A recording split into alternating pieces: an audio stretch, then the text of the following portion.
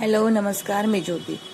तर माझ्या यूट्यूब चॅनलमध्ये तुमचे स्वागत आहे. आज ब्लॉग बनायचे कारण म्हणजे उद्या माझ्या मुलीचा बर्थडे आहे, तर आम्हाला जायचं शॉपिंगला. त्यामुळे ती बघा किती एक्सायटेड आहे. तिला म्हणजे असं कधी कधी जाऊ असं असं झालेलं आहे.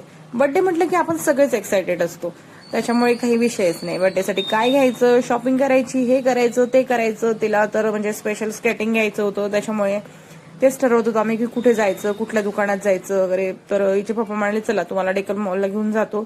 त्यामुळे मग आम्ही फायनली सगळे आवरलो. मी, माझे मिस्टर, मुलगा आणि मुलगी, आम्ही म्हणजे चौघही जायचं ठरवलं होतं. तर आम्ही घरातनं निघालो आणि बराच उशीर झाला होता कारण संध्याकाळच झाली होती. हिच्या पप्पांचं ऑफिस होतं, ते ऑफिसवरून आले. त्यानंतर मग आम्ही संध्याकाळी निघालो. घरातनं निघालो त्यावेळेस आधी मी बघितलं की 1-2 शॉपमध्ये चेक करूया, त्याच्यानंतर मॉलला जाऊया. तर 1-2 शॉपमध्ये बघितलं, पण ते तिने आधी ठरवलं होतं की मॉलमधूनच घ्यायचं, त्याच्यामुळे ती तिथेच बोलली. मग तिथे पोहोचलो आणि अंधार खूप म्हणजे उशीर झाला होता आम्हाला, तर गर्दी बरीच होती. त्यामुळे मग फायनल तिथे पोहोचलो आणि तिला म्हणजे स्केटिंग घ्यायचं होतं. तिथे मॉलला गेल्याबरोबर आम्ही आधीच त्यांना विचारलं की म्हणजे स्केटिंगचं सेशन कुठे. त्यांनी आम्हाला सांगितलं लेफ्टला. आणि मग त्यांनी तिच्या साईजचा जो स्केटिंगचा शूज होता तो तिला ट्राय करायला दिला. आधी तर ती खूप घाबरली, मला धरून धरूनच उभी होती, चालायचंच नाही असं म्हणजे तिचं चाललेलं होतं.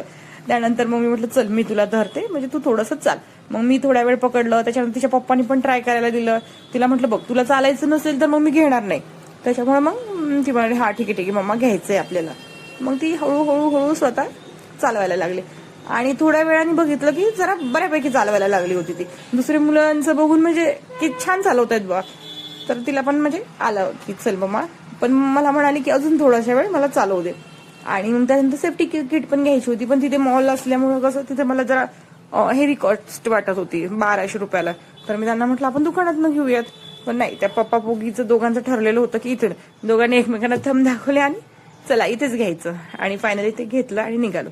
तर मग आता एकच घेऊन नाही होत ना निघणं, मग सगळंच फिरायचं. तर चला स्पोर्ट, मग सगळे स्पोर्ट बघूयात. कॅरम झाला, मग फुटबॉल झाला. मग काय फुटबॉल बघितलं की मॅडम चालूच आमच्या, हा बॉल घेतात तो बॉल घेतात सगळ्या तिथं.